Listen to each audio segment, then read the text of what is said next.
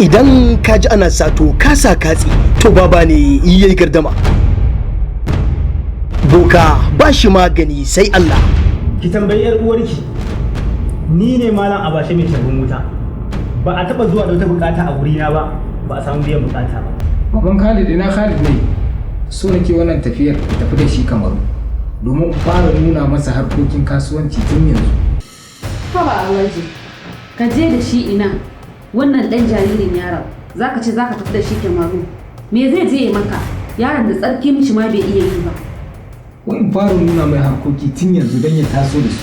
To karatun nashi ina zaka kai shi? Kwana 3 ne kawai zamu ba daɗewa zamu ba. Zaman duniya.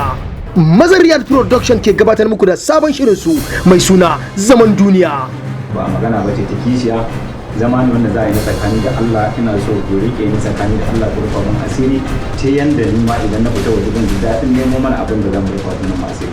Wai da kishiyar gida gwamma ta waje a cewar wasu matan kuma sabanin haka ne. Kawata, na taba ki da alheri. Ina da wani malami. Dan Allah aikin shi yadda kika san yankan wuka, sai ki ce bukata ta yi. Labari tsarawa Adamu Garkuwa, shiryawa Hajiya Amina Ibrahim, mataimaki mai bada umarni Adamu Garkuwa, bada umarni Ali Kuluba. Zaman Duniya.